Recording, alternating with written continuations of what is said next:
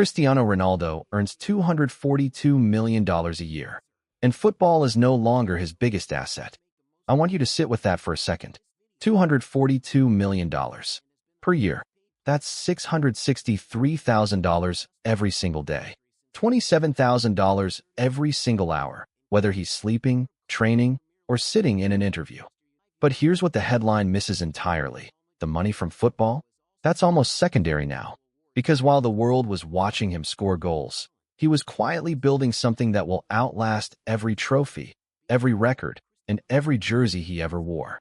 Today, I want to break down exactly how he did it. 7 non-obvious moves that turned a boy with nothing into a $1.4 billion empire. Let's get into it. Before we talk about the moves, you need to understand where this started. Because the Ronaldo origin story is not what most people think it is. Cristiano Ronaldo dos Santos Aveiro was born in Funchal, on the island of Madeira, Portugal. His family of 6, 2 parents, 4 children, lived in a house so small that the kids shared a single room. His father, José Dinis Aveiro, worked as a municipal gardener and struggled with alcoholism his entire life. He died of liver failure when Ronaldo was just 20 years old, never fully seeing what his son would become. They were not just poor. They were the kind of poor where there is no safety net, no fallback, no inheritance waiting. And yet, that is where a $1.4 billion empire begins. Here are the 7 moves that built it. Move number 1. Poverty as competitive advantage. He treated poverty like a competitive advantage. At 12 years old, Ronaldo left his family in Madeira and moved alone to Lisbon to join Sporting CP's academy. No friends, no family within reach. A child in a city that didn't know his name. He cried himself to sleep every night. His teammates mocked his Madeiran accent so relentlessly that he became nearly mute, refusing to speak to avoid the ridicule. But here's the truth nobody really talks about.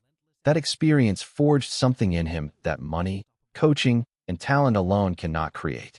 An obsession with proving himself that never had an off switch. His teammates had comfortable homes to return to. Ronaldo had nothing to go back to except the version of himself that wasn't good enough yet.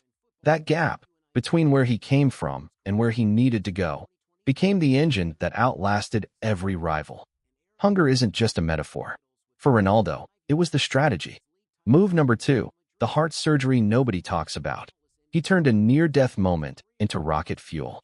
At 15 years old, doctors discovered that Cristiano Ronaldo had a racing heart condition, a cardiac arrhythmia that caused his heart to beat dangerously fast during physical activity. The diagnosis was simple. Without surgery, his football career was over before it had even begun. He underwent a laser heart procedure, and within days, not weeks, not months, he was back on the training pitch. Now think about what that does to a 15-year-old psychology. He had already escaped poverty, already left his family, already survived the loneliness and the mockery, and now he'd stared down the end of everything he'd ever worked for and walked straight through it. From that moment forward, no opponent, no setback, and no critic would ever feel as serious as what he had already survived. He wasn't fearless. He was just playing with a different reference point than everyone else in the room. Move number 3, the obsession system. Non-obvious move number 3. He built a performance system that made talent irrelevant. Here's something most people don't know. When Ronaldo arrived at Manchester United as a teenager, the coaches loved his talent but were frustrated by his inconsistency. He was flashy. He was unpredictable. He would try things that didn't work. Sir Alex Ferguson didn't try to suppress that. He gave Ronaldo a simple framework. Make the decision that helps the team, not the one that looks impressive. What followed was one of the most disciplined self-improvement programs in sports history. Ice baths at specific temperatures. Sleep broken into multiple precise cycles per day. A diet with almost zero alcohol and almost no processed food, ever. Personal gym equipment installed in every home he has ever lived in. By his late 20s, sports scientists were studying him as a specimen. His body fat, under 7% in his late 30s, is lower than most elite athletes in their mid-20s. He is not defying age. He engineered a system that makes age secondary. And in the process, he proved something critical. Talent gets you noticed. Systems keep you at the top. Move number 4, building the empire during the peak.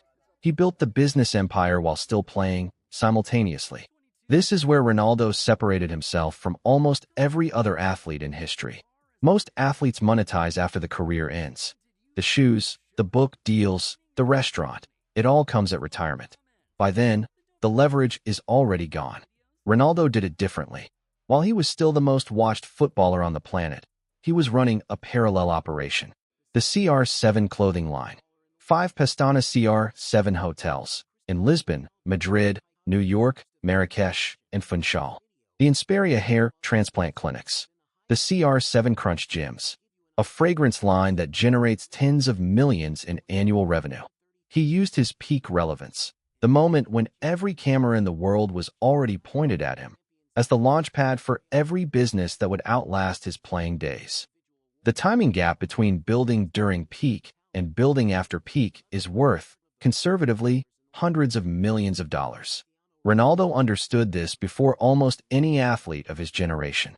Now, here's the move that the entire sports world called a catastrophic mistake in real time, and turned out to be the most financially calculated decision of his career. This one is important. Stay with me. Move number 5, the Saudi Arabia decision. He said yes to Saudi Arabia when the whole world said no. January 2023. Ronaldo signs with Al Nassr in Saudi Arabia. The reaction was immediate and almost unanimous. Sports journalists declared his legacy tarnished. Former players said he was finished. Social media wrote the obituary of his career in real time. He's just chasing a paycheck. He's irrelevant now. He'll be forgotten within a year. Here is what they missed entirely. Ronaldo wasn't just signing a football contract. He was becoming the centerpiece of an entire nation's global sports strategy. And he negotiated accordingly, not just for salary, but for tourism ambassador arrangements, image rights deals, and equity structures that extended far beyond the pitch. The result? $242 million per year, the largest annual sports contract in human history. While critics wrote his obituary, he was signing the most financially significant deal of his career. He didn't follow the prestige path. He followed the leverage. And the leverage was in a room that everyone else was too proud to walk into. Move number 6, the attention economy. He became the most followed human being on earth, and then monetized it like a media company. Let me give you the numbers. 600 million social media followers across Instagram, Facebook, and YouTube. He is the most followed individual account in Instagram's entire history, more than any celebrity, any politician, any brand. Each sponsored Instagram post is estimated to generate $3.2 million in advertising value. A single post. But here's what's really important. Ronaldo didn't just collect followers.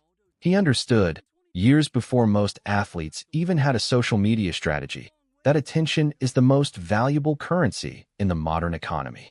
More valuable, in many cases, than talent itself. He posted consistently. He gave fans access to his training, his family, his life. He made being a Ronaldo fan feel like belonging to something. And 600 million people opted in. That audience is now the distribution network for every business he touches. Every hotel, every gym, every fragrance, every collaboration.